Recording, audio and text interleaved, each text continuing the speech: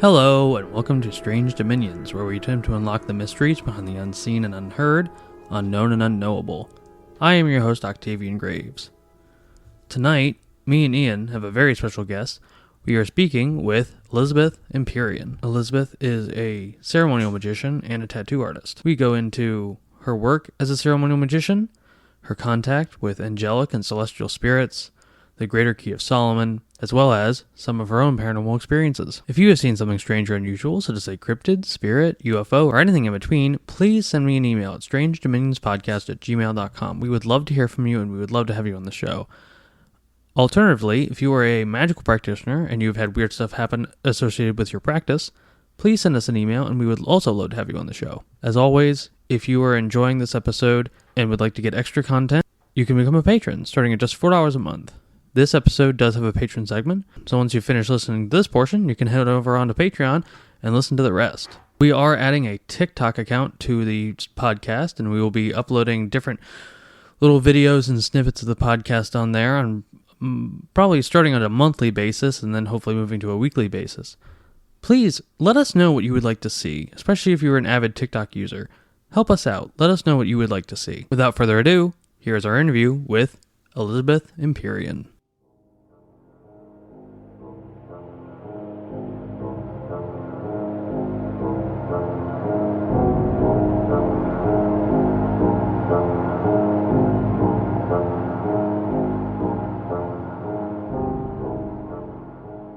All right, tonight, Ian and I are interviewing Elizabeth Empyrean.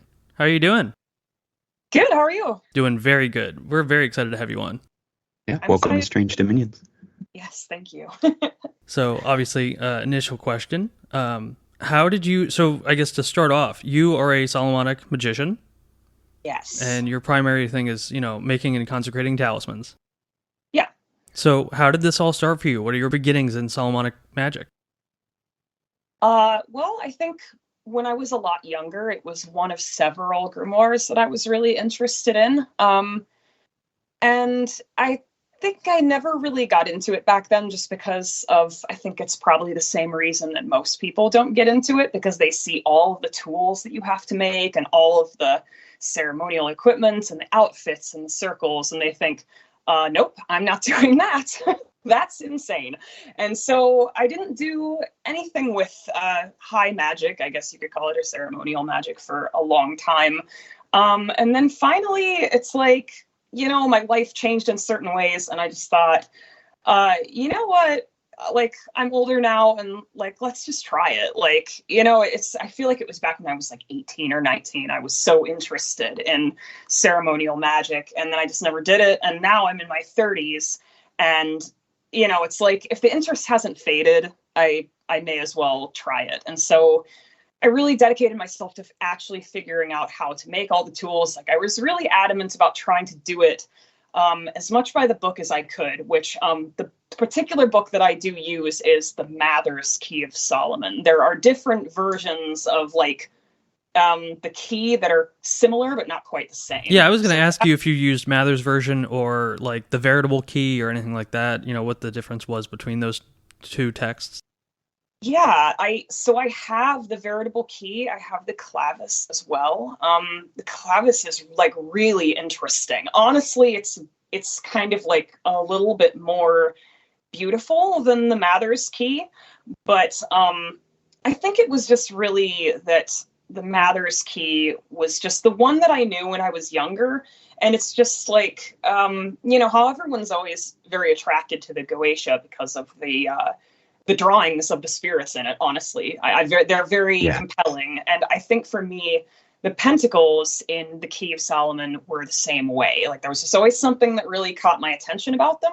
And so really I was looking for a way to blend my artwork and magic together. And I just thought that the pentacles would really, they would really combine well and mesh well with my artwork. Yeah, absolutely. For people who don't know, could you go into a little bit about what the key is and how it differs from the lesser key? Yeah, the Key of Solomon is really interesting because a lot of grimoires are they're centered around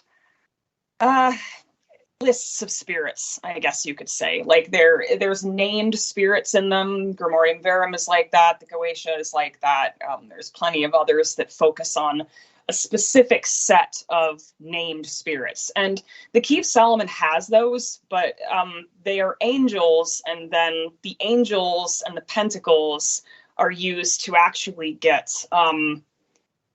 basically like local nearby land spirits to do whatever it is that they're supposed to do. Like whatever it says on the pentacle that is to be done, it is the forces around you immediately that will kind of do it. And I just thought that that was really interesting.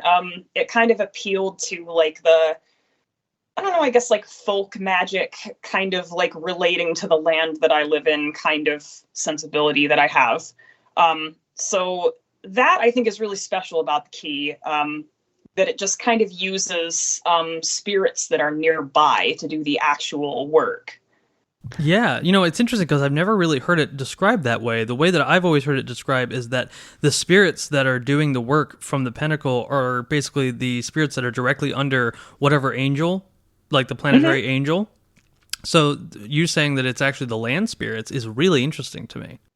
And that also tracks with actually a lot of stuff that I've been kind of hearing from a lot of more experienced people who work with the grimoires. And I would love to hear you go into a little bit more detail of that, because that exact thing has been something that's been on my mind too. So obviously the planetary powers and the angels which govern them on all their tiers are probably, they're the source, at least for the direction of the power that's coming in and empowering these pentacles and these spells. Mm-hmm. And there's a lot of talk that I've been hearing and reading about in works by other people within the Grimoire Revival and folk magic in general, and the highlight and the importance of essentially the center of this work. The foundation of it is working with local spirits, the spirits of the land that you personally live on. And that's actually come up, Octavian, I think in one form or another, in the last couple of interviews we've done.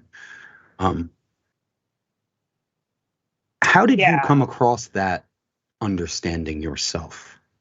Did you start out kind of assuming that was the case, or is that something you learned over time by doing the work? So I can't remember where I actually read it. I want to say Aaron Leach's book, The Secrets of the Magical Grimoires, I want to say that it actually says it in there. I don't particularly remember where I saw it. I do think that it actually says it in the key as well. It's just the problem with the key is that, like any of those old books, they are kind of like their wording is strange, right? so it's like kind of hard to decipher exactly what they're saying. There is definitely a planetary element of it. So obviously the angels are planetary, the pentacles are divided into planetary groupings. I'm just not sure how far that goes down the hierarchy. Like, I'm not sure if it's like specific planetary spirits underneath the angels. What I do know is that I feel like really trying to synthesize it with treating the land spirits around you right and trying to get to know them. Yes. I think it has a dramatically better like outcome.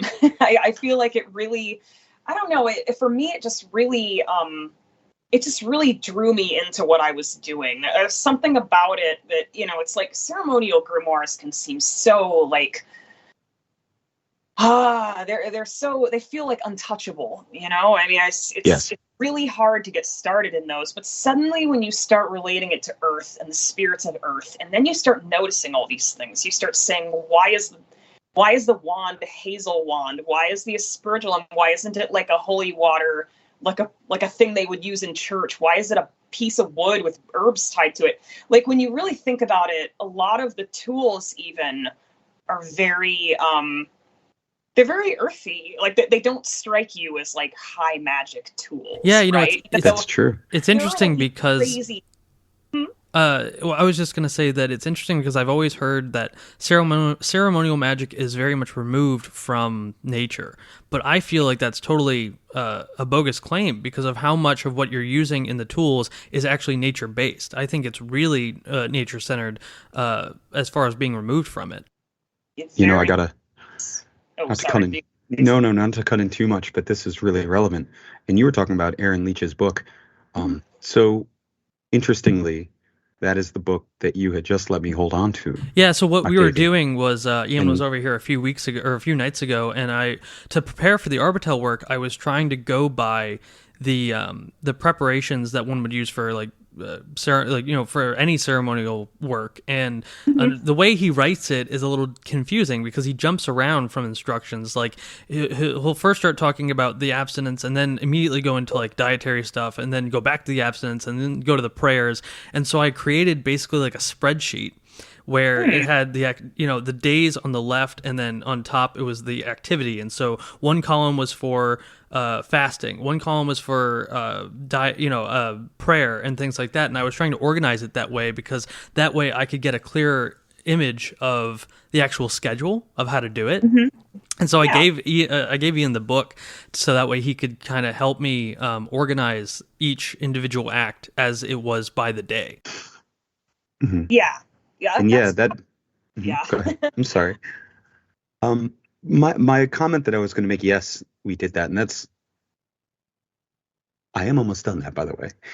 But it was just interesting you mentioned that, especially in connection with the land spirits and, talking about the actual tools as they are, they really are connected. You have like a hazel wand. Um, I was looking over the book, and he makes an interesting claim. I say interesting claim, and something I really vibed with when I read it, and it kind of mirrored my own practice in that work.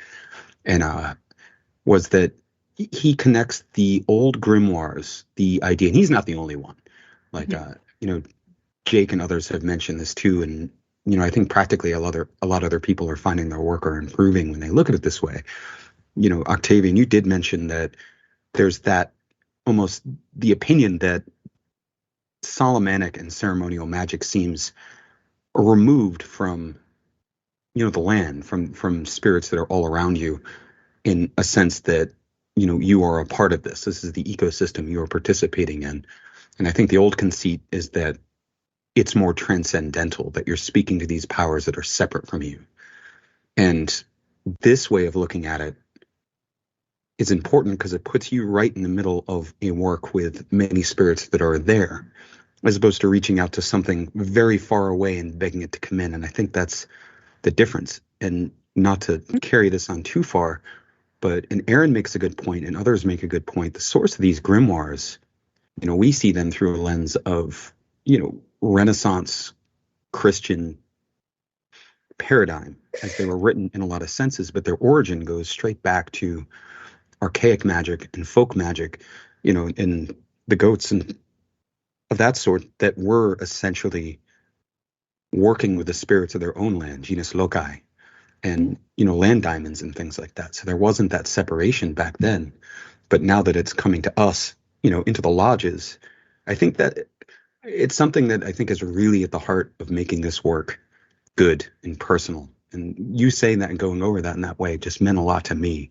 And I know Aaron in his book, he makes a direct connection between the grimoire traditions and the specific mechanics of it, and the different sources of the shamanistic approach, whether you use the term shaman or not, but that very direct, natural connection with those spirits of land in yourself.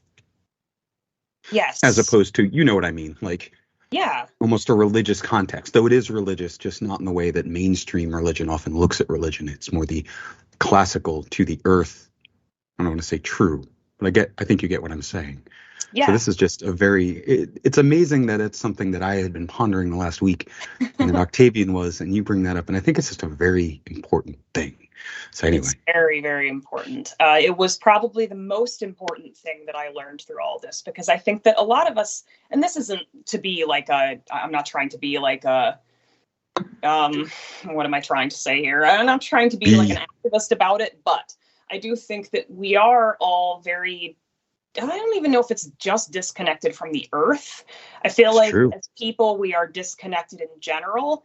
And this was just like doing this work was just such an amazing experience of kind of like seeing where all of this power really is. You know, it's like um I really encourage, I know that it's daunting to people, and I know that it's like now that I have communicated with these spirits, honestly, I think that there are probably simpler ways, because I do think that the angels from the Pentacles and the Key of Solomon are like very approachable. I really think that they would probably, Agree. they might just help people if they were called on. I mean, there are people who don't do all of this rigmarole and setup and stuff. You know, they just do pentacle work with kind of like a more like root working kind of way, and it works for them. And so I think that they would help people, but I do encourage people to go through with the tool making and some of the other stuff, because I feel like doing all of that took me on such a crazy adventure. Like that was like, you have to go and you It's a have to quest. find things and you have to make things and you have to be out in nature. You have to do all these things. And before you know it, like it's like no one can say why they want you to uh, get a hazel wand from a hazel tree on a Wednesday in the before the sunrise, like, and the hazel wand has to be a certain year, like it can't be over a certain year old, and it can't have ever had like hazelnuts grow on it. Like they have all these crazy things that you're supposed to do for the hazel tree and the hazel wand, you know, but Yes. when you're in that moment and you're going to cut that piece of wood, you're supposed to do it in one swipe. You know, it's so dramatic, and like you're never going to forget that. And there's this whole story that led up to it, and it's taken Absolutely. you on this whole journey. And I think that that's really the best thing that came out of it. Like I was so glad that I went through and made, I'm still making them. Like I don't even have all the tools, and I'm still trying to make some of them. And it's just like the making of the initial tools and the trying and making an effort to do all of it the way that it's said to do it just really took me out of the norm. Like it really took me back to the world and to ask myself why these things are important. Like, why do the spirits ask these things of us? I don't know. Like, I was willing to do it because I thought, like, well, who am I to try to tell a being that's like thousands of years old or older what it should and Mhm. shouldn't ask of me? Like, I am the one asking it things, so I should probably do what it asks me to do, even if it is in this book for who knows what reason, you know? I think that is an extremely important point. And you talking about that journey and being pulled is something again that we had just discussed, and it's something that I've held important to this kind of magic and myself for a while, and I haven't heard a lot of other people put it in those terms. And I know me and Octavian were discussing it just a week ago, like the importance of what you just said, that journey, that pull, that not just the act of purchasing or having a tool, but, or even necessarily the act of making it, but the process, the communication of going through and into the world that has effort, that has almost a story built into it. To me, seems it's like a communication and a building up power and Yeah. communication with those forces. And I was telling him a story. Well, two things. Um, I had kind of commented, we were actually talking about the wands specifically when we were going over the items for the Arbitel and some of, the tools that we didn't have. And I was remembering it was a few years ago, and I still have this, and it was, a stick essentially, but it Mm-hmm. was a wand. And this is how I used to do a lot of my magic. And I was out walking by a waterfall in the woods, and I didn't have an implement. I don't know what happened to my other one at the time, but I needed something to do. Sometimes you just need to do kind of magic right then. Yeah. And I just had that urge. I was like, I need a wand, and I don't have time or effort, or the time or materials to go and make a very nice one or buy one. So I was hiking and I just had that idea. And I took a moment and I prayed while walking through the woods, and I reached out because his name came to me, to Raphael, the archangel. And I said, Raphael, I need something. Can you help me find a wand? And I was there for 3 seconds in that state of prayer, and I walked, kind of forgot about it, and I walked on for maybe 5 minutes, and I literally tripped over the perfect forked short stick, and I can't remember what it was made out of, but it was firm, and I still have it, and I've used it in ritual, and it was amazingly potent. And I can't even say that was the only time I did it. And the other small story that I shared with him, because we were discussing the importance, because in Aaron's book and other sources, he puts that into perspective, and I think you have as well here. And so for our listeners, I think this is a really good point if you're getting started or you're not. I had used the term quest. So does Aaron. But the unique part of this, and I think this is just a statement to the magic itself and the spirits, the importance of how they interact with us. Me and my mentor, maybe 2 years ago, we were doing what amounted to a very powerful spell, which I'm not going to go into details, but it required a lot of ingredients. And it wasn't a spell from a book. We had to more or less create it through efforts with divination, and we did use books.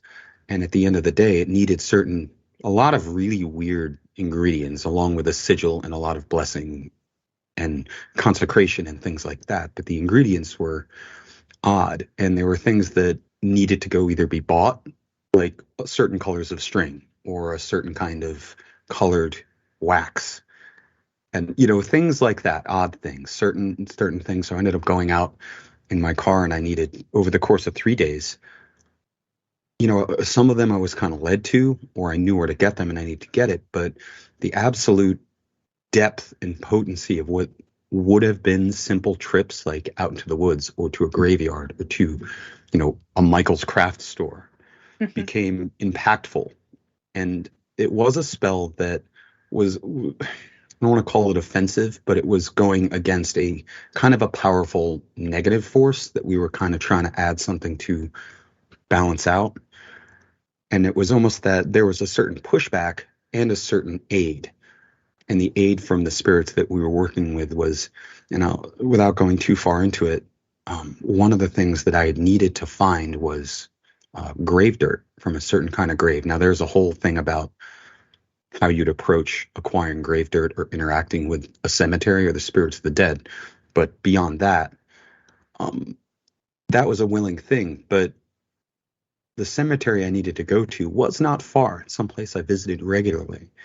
But when I went out to do it, a simple car ride that should have taken 10 minutes was something that, put it this way, 3 roads or 3 bridges that connected one side of the county I was on to the other were all closed the same day I set out to do it. And it required roundabout ways. And of course, I'm not going to go into everything because we're in a podcast, but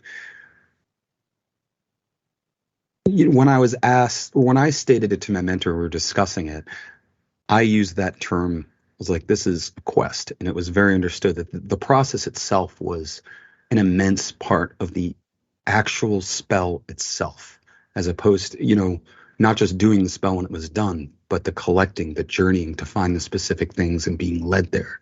And that was such a clear, there was a gravity to that. And I remember I used that term quest kind of out of nowhere. And then I looked at Aaron Leach's book, and he used that term as well. Yeah. With italics. And I was reading it with Octavian last week, and we were discussing this very thing. And I noticed he had done it, and I had that moment where I was like, well, damn. All right. You know what I mean? Yeah.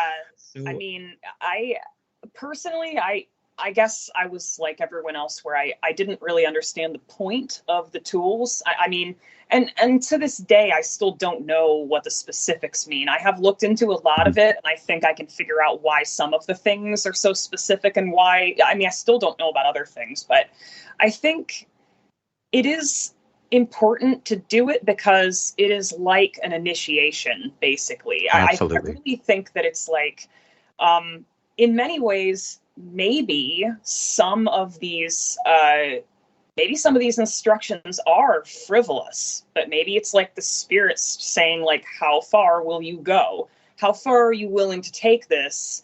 Because, I mean, let's be honest, we're asking them for incredible things, right? So we should be willing to do something to show that we're not just some schlub, like that's the way that I saw it. I was questioning why some things were the way that they were. But at the end of the day, it's like, if this is what I'm asked to do and it has worked for other people, then I'm going to do it and just try to fulfill as many of the requests as the spirits as I can, unless I feel like there is some kind of other way that I can do it that is more intuitive and maybe is adding my own sort of personal touch, which in some situations, I think that they do actually like that. But I think that for the most part, it's like you should be putting in the effort if you can. I think they can recognize the difference between when you genuinely are in an emergency and you need help, or when you're just slacking off and you just decided to show up and do half-assed, like we're going to make it work for this. You can tell too, like it doesn't feel the same way. Mm-hmm. One thing that I find really interesting, and this is something that my mentor pointed out to me a long time ago, was that regarding at least specifically the Goetia and working with chthonic spirits, the preparations that are pretty, intense, and a lot of people they don't want to go through it, and they don't understand. To them, it's all symbolic, and so they believe that they can just forego that because it's already symbolic in their own head.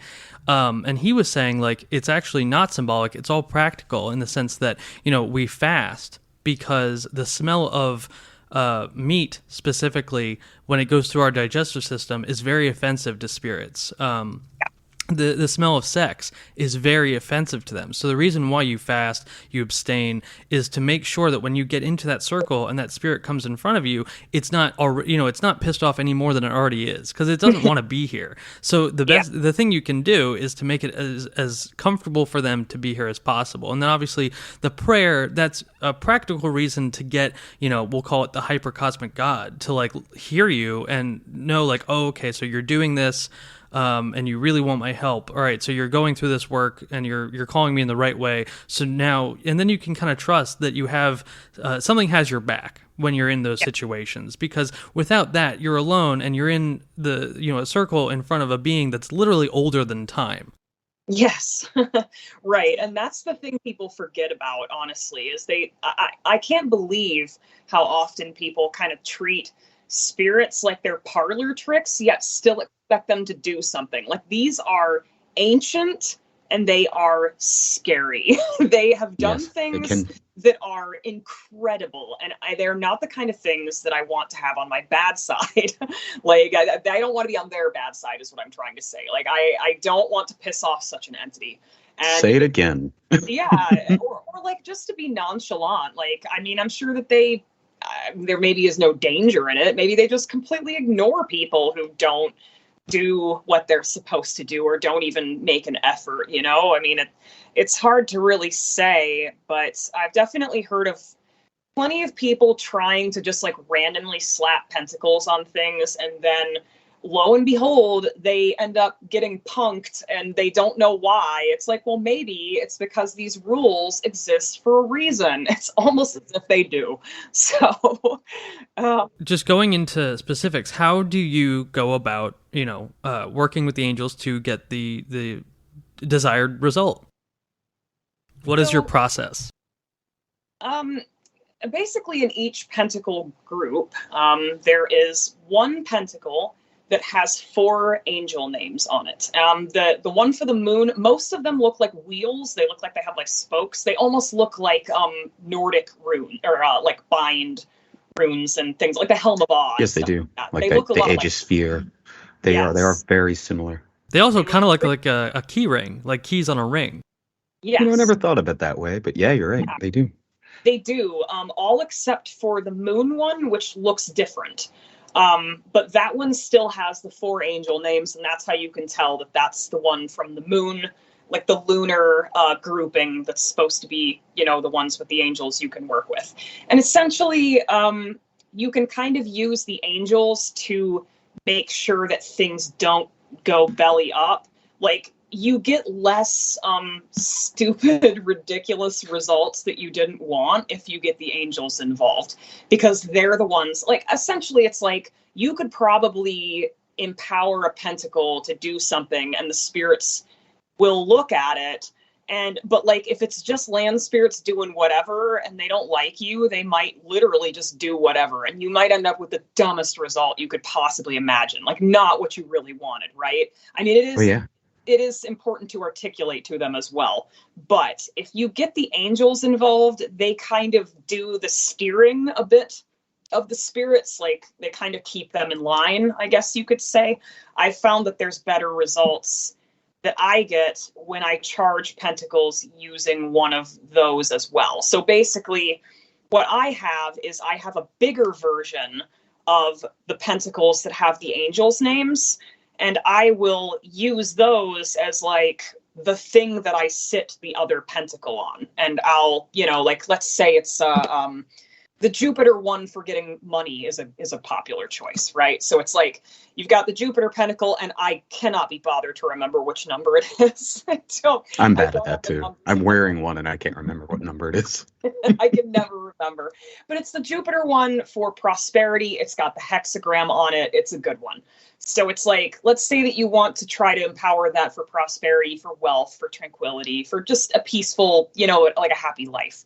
So you could get a smaller version of that pentacle and use it basically like on top of the bigger one is how I do it. I have a 7-day candle. This is not my own method. This is something that a guy on YouTube, pretty much a lot of occultists that I know have seen this dude's video, and like, that's how we all kind of do this. Because honestly, the key is never really very specific about how you use these.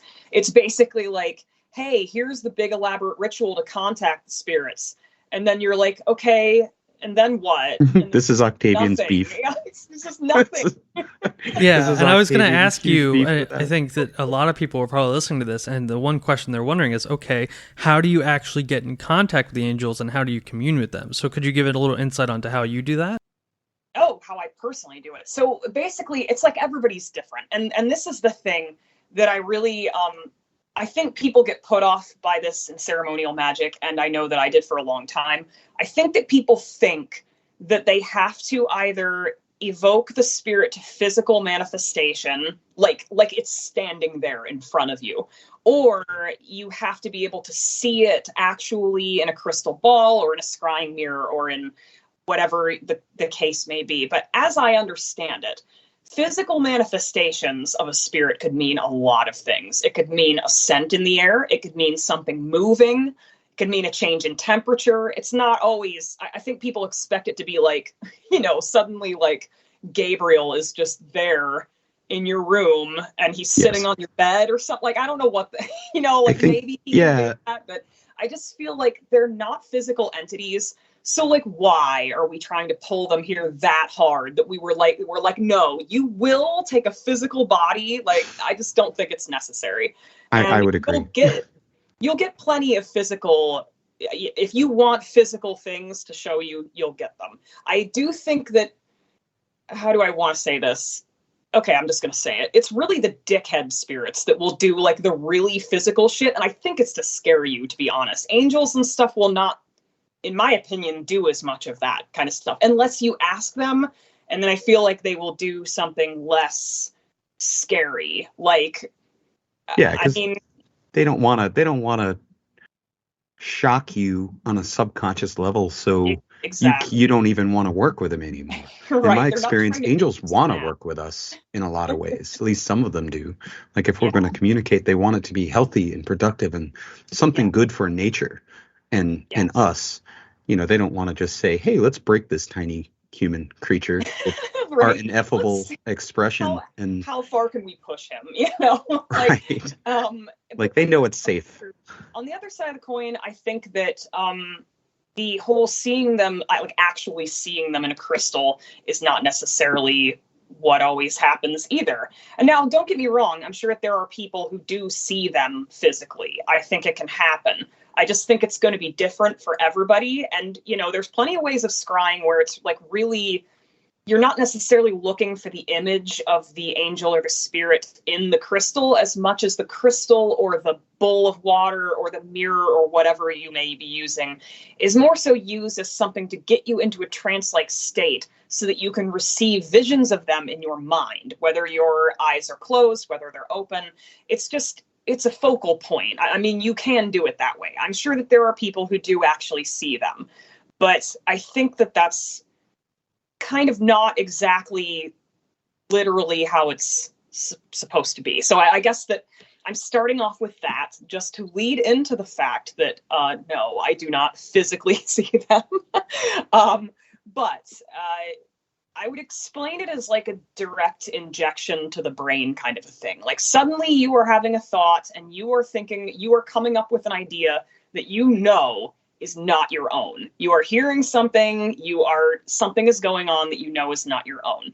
And it basically, the way that I do it is that when I did the whole big ritual that the Key of Solomon tells you to do. It says to fast and to abstain from all these things and to pray. And I went into 3 days of seclusion. I turned my phone off. It was crazy.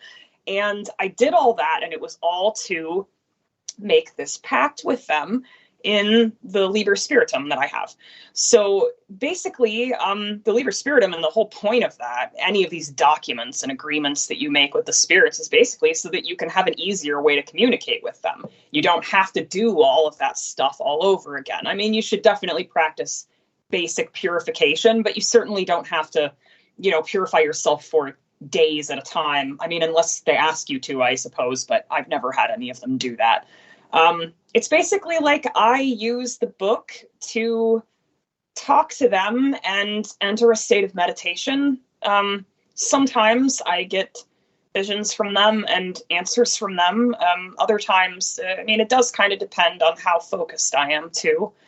But that's generally how I do it. I'm essentially able to use this magical object that they're tied to and enter like a bit of a trance-like meditative state and get some visions and things like that from them. I appreciate that, and I think that tracks with how I'd see it done. And thank you for explaining that. Sure. As you see it, and I think that's going to be really helpful to a lot of listeners. Now, I have a question. It's a simple one. Kind of want to ask, what is your favorite pentacle? But let me elaborate and say, we'll go with pentacle or angel, because I know you work with angels primarily. And who is your favorite angel? It doesn't have to be an archangel, but it doesn't have to not be an archangel. It can be anyone. Who is your favorite angelic spirit to work with that you think you have the best relationship with, or at least the most interesting? Do you have a favorite? So it's going to be hard. It's so hard to pick one. I understand. I understand. But really, when I started working with the Key, I don't remember if it was. I think it must have been after I actually made the pact in the book. But I remember at that point, a few of them started showing up in dreams. There were a few that did. The only one that I actually saw, I should mention that in these visions, their faces are almost always obscured somehow. You don't really see what they look like. Sometimes you can get images of how they're dressed, but it very much tracks with the idea of how in biblical stuff you hear that it's like, if you look at an angel, your eyes will burn out. You'll turn into a pillar of salt. You know what I mean? But it's very much that kind of thing. They have appeared headless before, which is interesting because of the headless rite. Yep. They often have their faces obscured, but the one that I have actually seen his face was because he showed up in a dream, and it was so I'm working on the pronunciations of their names. I have been calling him Bartsakia this whole time, but I think it's more like Bartsakia is really how it's said. He is a Martian angel. He's from the whichever wheel pentacle is from Mars. I think it might be the first pentacle of Mars. And he showed up as a knight in armor on horseback. And it was interesting because I don't ever see their faces, but for him, his face was the only thing that was showing. He had a full thing of armor on, and he had removed the helmet to reveal what he looked like. Oh, that's really cool. Yeah. And that's got to say something about how he must have felt about you. Might be a weird thing to say, but you know what I mean? Well, what essentially was the idea in the dream is that he was, he basically said that, like, he was kind of like, I didn't know that this was a thing, but it was basically, he said that he was like the one who was chosen to be like my own, I don't want to say my own personal angel, but like a guide, I guess. Like he was, I don't want to say like it's not the HGA, you know what I mean? But like that kind of thing where it's like a personal kind of, like a special one out of the group that is supposed to be more like a messenger or something like that. Like he was set over me like a guardian, sort of, is what he told me. That's kind of what popped into my mind when I was like, you know, how he must have felt about you. Because you know, I've had that experience too. And that's interesting. Like somebody, you know, a spirit, an angel that, you know, the idea that you could see his face. And that designates a special relationship with you who's getting into this work and on your way to it.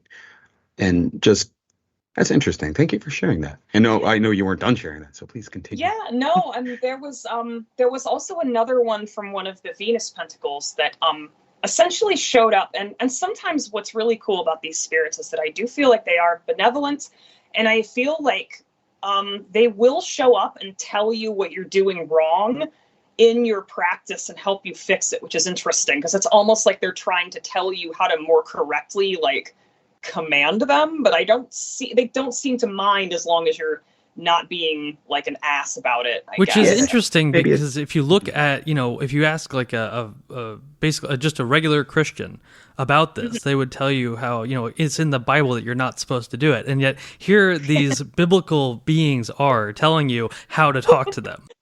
Yeah, but I mean, really, like, I know that, and people, I think, they think that this is crazy when you say, like, yeah, the spirit told me to do it.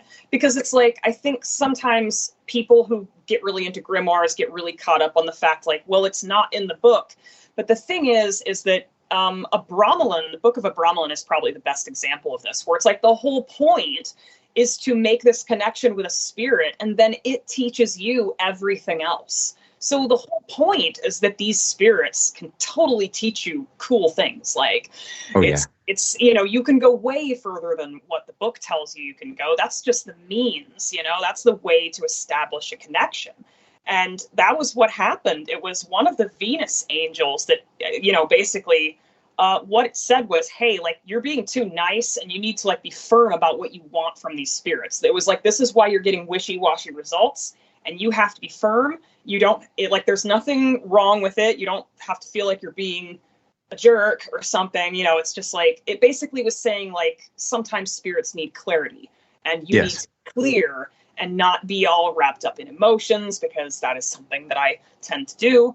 And I'm not, like, in the same way person. Like, I don't want to tell them you will do this, you know, like, that feels so weird, but you have to become that person if you're going to assert your will over the spirits. I think that's why the term spiritual authority comes up so often.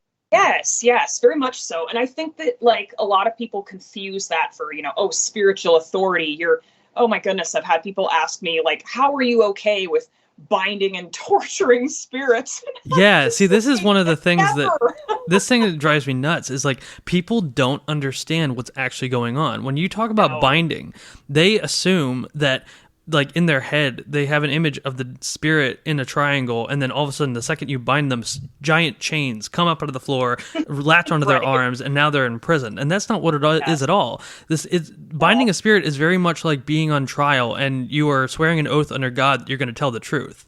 It's all it is. It's just swearing an oath. The binding is basically another word for the agreement or the pact. Exactly. Really, it is. I mean, it's, you know, so it's just it's just making sure that they do what they're told to do, and they don't try and, you know, get one over you. Yeah, yes.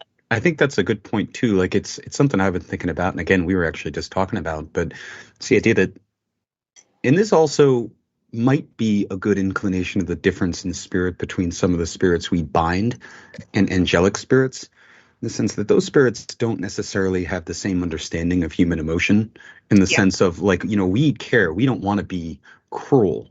And that we consider talking with dominance and authority as a signification of being cruel, where that is just, it's the right way to, that is how they understand best.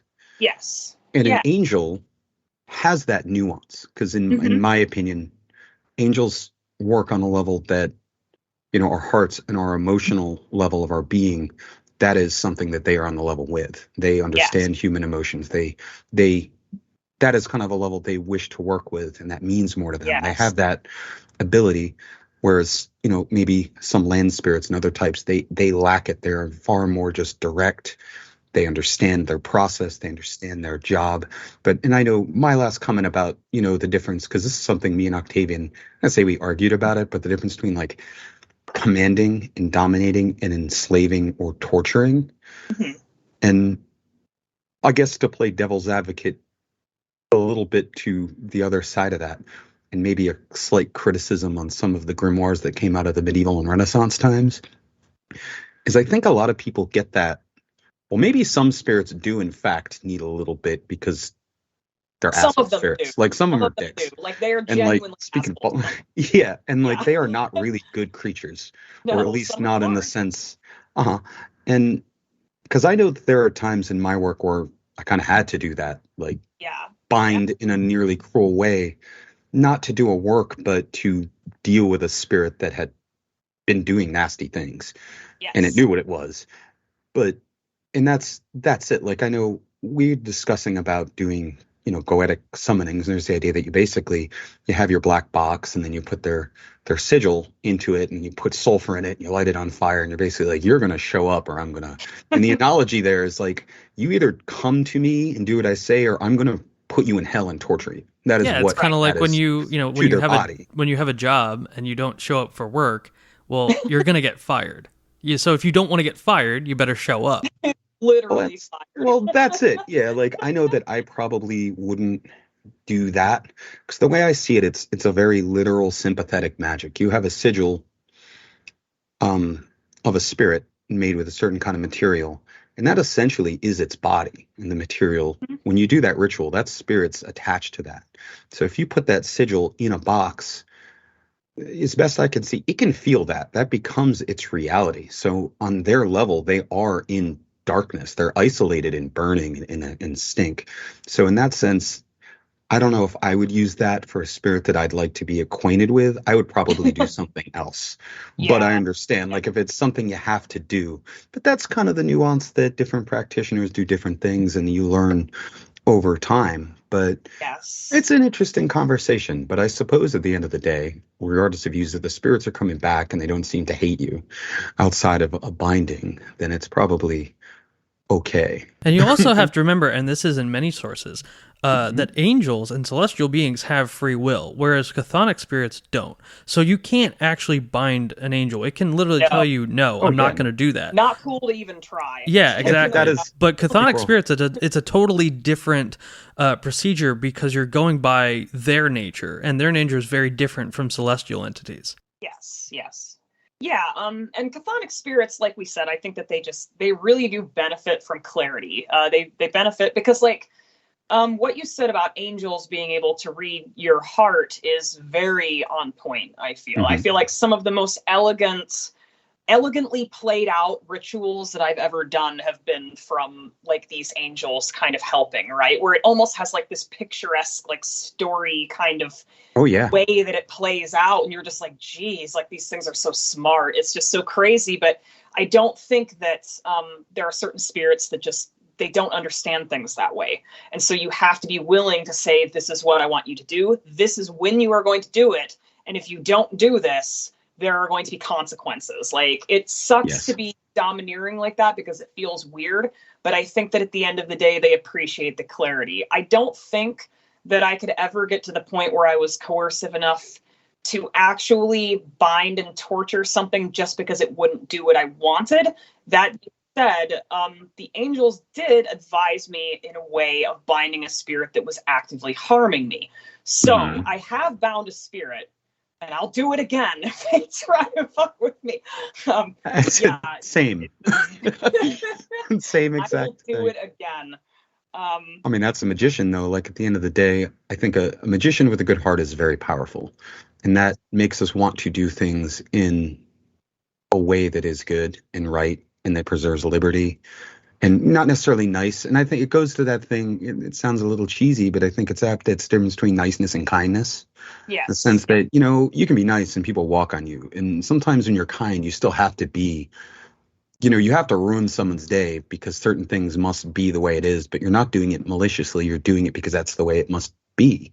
Yeah. And you're not doing it to be hateful. You're doing it because you need to, because that, you know, there's a person or a spirit and they're acting a fool and they're Right, hurting things. you're going out of And it's yep, all out of necessity. You're not yeah. doing it just because, oh man, I'm gonna mess with this spirit. And, you're doing it because it's just the way it's supposed to be done. And it's Yeah. your role. Like people forget that too. Like you're a magician. You say you're a wizard or a sorcerer or a magician. Like that is a role. And the roles you claim, in my opinion, they carry into the spiritual realm when you do work. That's why, like, you know, you have that confidence in your role and you demonstrate it. You're a magician. Like you're essentially saying, I'm manipulating and controlling and moving the forces of creation Yeah. in a sense. And you're working with cosmic level beings or solar level beings at some point. And like when it gets down to it, when you're doing the act of magic, regardless of the everyday particulars in that moment when you're in it, it is it's epic. And it kind of comes to that like it must be done this way. And there can't be like a wishy-washiness.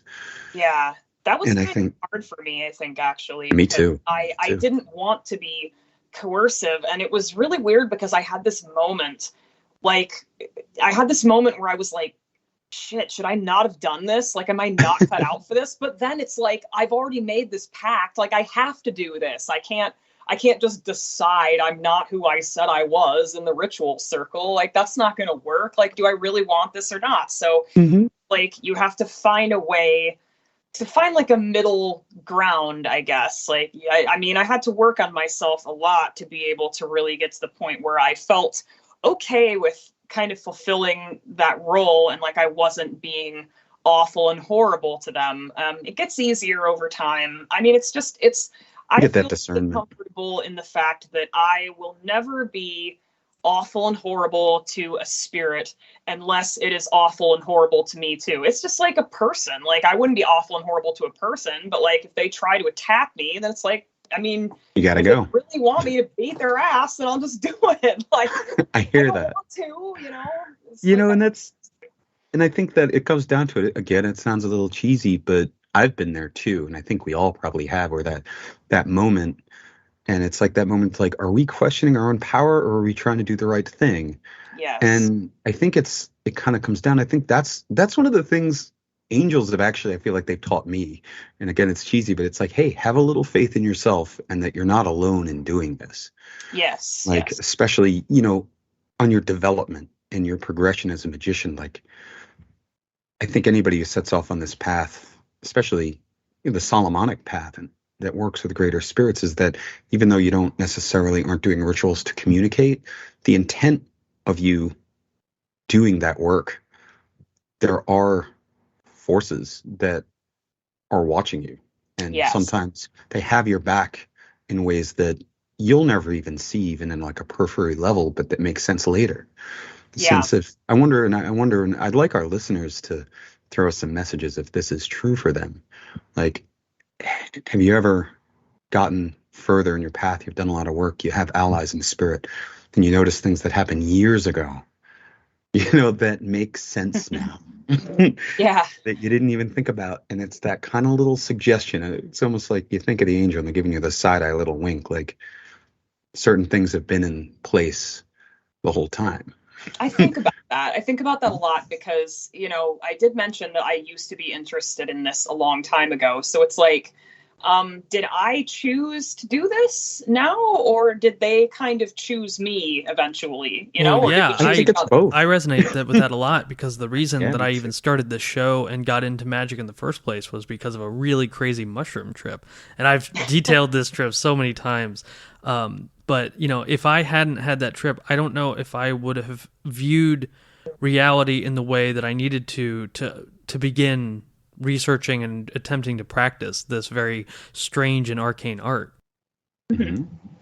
Hmm. It sounds weird, but everything, maybe not everything, but I think many things happen for a reason.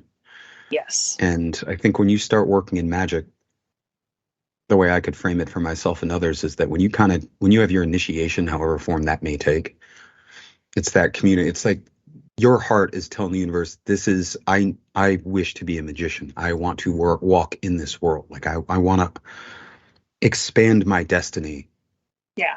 and include this in my character bio, so to speak.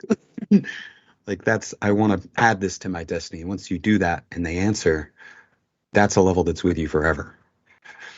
We're coming down to the Oh yeah, we are. last 5 minutes of the main show, Wow. but before we go, I was wondering if you could tell us some of the weirder stories that you had that you mentioned before we started.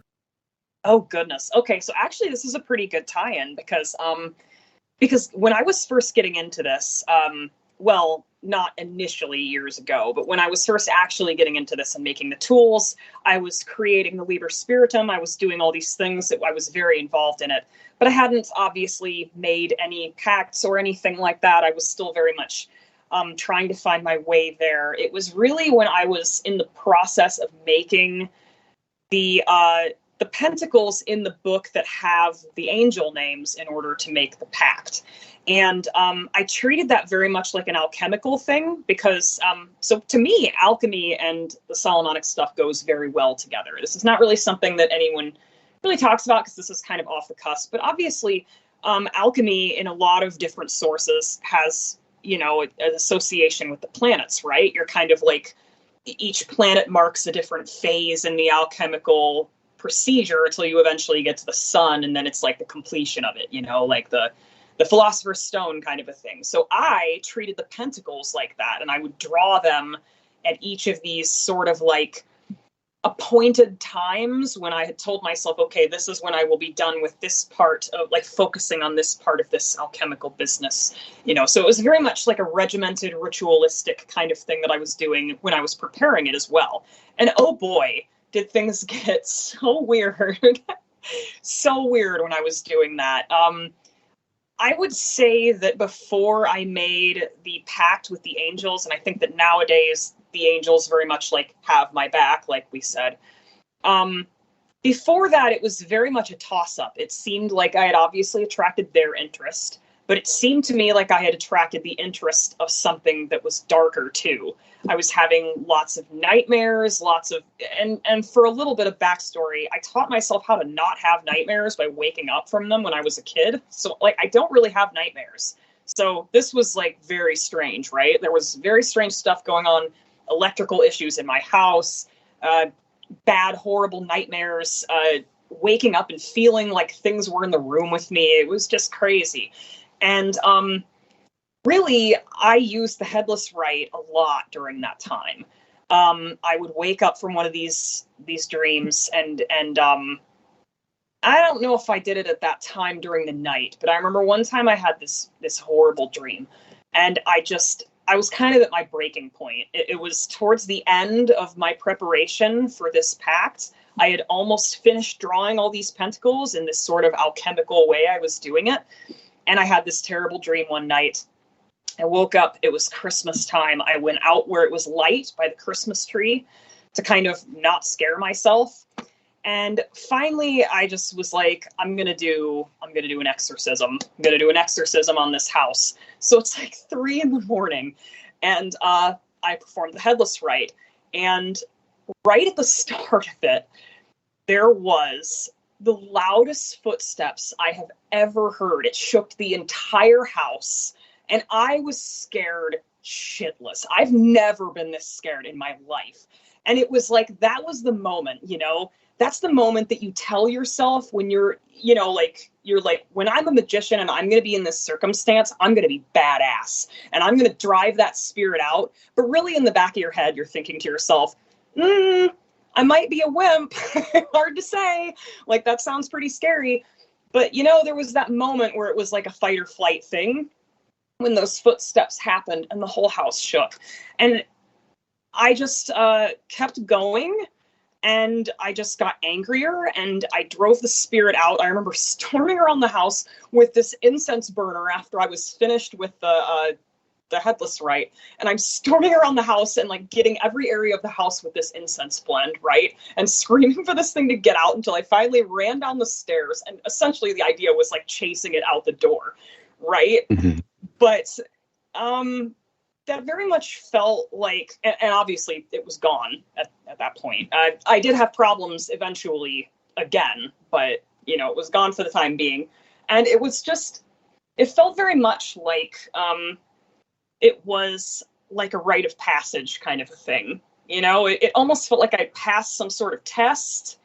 And also it was like very cool to know that in the heat of the moment, if things actually get bad, then I will like actually exorcise the demon and get it out of there. It was a pretty cool moment. Like, I had never been in that kind of a moment up to that point where I had to actually like face off with some sort of thing that was there trying to hurt me and that was there giving me these terrible dreams, trying to scare me, trying to stop me. So it was a really powerful moment. I still think about that night sometimes. That's really awesome. And that kind of badass story. That reminds me of a time when I first started on this path. I basically I had been studying ceremonial magic, and Hecate started popping up everywhere. I mean, I was getting Hecate synchronicities where they just shouldn't be. It was just really unnatural where they were popping up.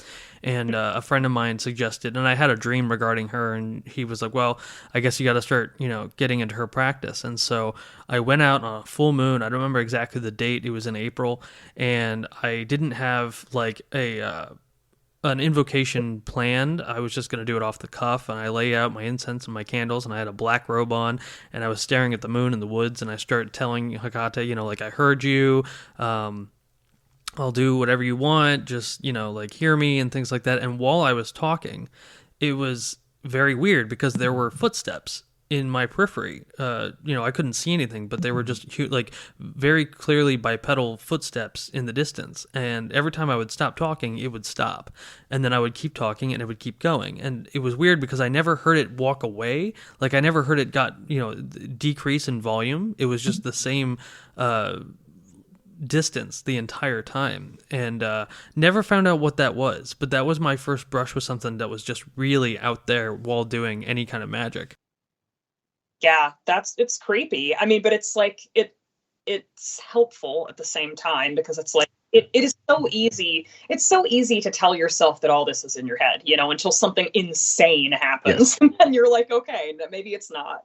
And I think that's one of the most important rites of passage, you know, if you want to distinguish between like a neophyte and an adept. But, you know, at some point it has to move from not even the theoretical, but the mostly mental and calm to you need to throw your power out there, and it's necessary. And I think that almost like the survival, like to protect yourself or someone else, or just in a situation where it becomes physical, it becomes very real. It's more than just like, you know, a communication in your mind or a probability being affected or, you know, a spell working. But, you know, when something moves, when it steps, when your house shakes, when something appears before you, and at that point, you know, you have to confront that fear, and your inner self takes over all that training you've done, and you just kind of flex, and you're like, no, I'm a mage, and you're gonna get the god in my house. Yeah, and it does, and you're like, oh shit, I have, you know, I'm not just pretending, like I can flex. And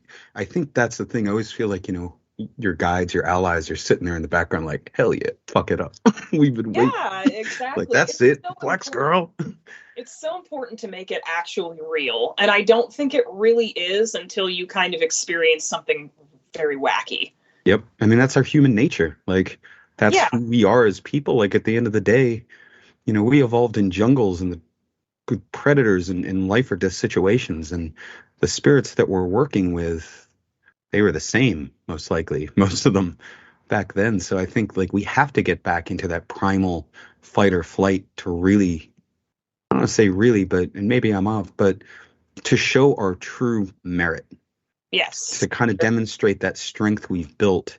It's like all the bullshit has to be removed for a moment. And, you know, you said that it almost felt like a lesson or a test. And I think, you know, I've been in situations like that when I was younger too. So I won't go into those stories, but I say I agree with you.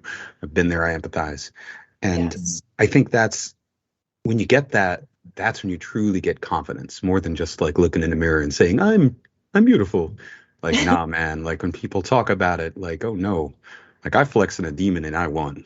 And that's this is a perfect place to go into the patron show. So before we do that, for our main listeners, Elizabeth, thank you so much for coming on. And where can people find you if they want to get in contact?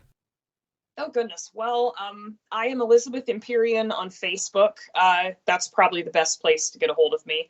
I do have an Instagram, but it is under my other, like my actual real name, which I don't mind people knowing, but it is Elizabeth Wingerter, which is a little hard to spell. So I don't know if there's maybe a way to link it or something. Yeah, I can definitely get in the show notes below. It might be easier that way. I post a lot of pictures of my tattoo work during the daytime, but I do have a whole thing on my profile of reels, like highlights, story highlights that I saved that are all the progression of my Solomonic stuff, the creation of the tools, lots of pictures of the Liber Spiritum, the pentacles, things like that. So that's awesome. Yeah.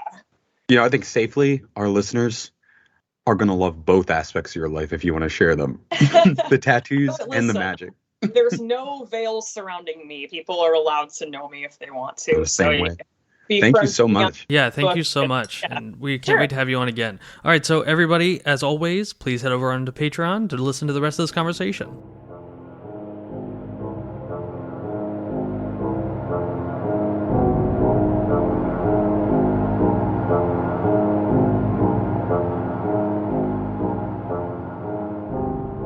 And that was our interview with Elizabeth Empyrean. She was a real joy to have on the show, and we cannot wait to have her back on again very soon. As you heard, there is a Patreon segment attached to this, so if you are a patron, head over there and listen to the rest of the interview. If you are not a patron, you can still head over to Patreon, sign up for $4 a month, and get access to that segment, plus many other Patreon-exclusive episodes and segments. As always, I want to thank everyone for listening, and I hope all of you have a really good night. And again, we will see you again on the Strange Dominions.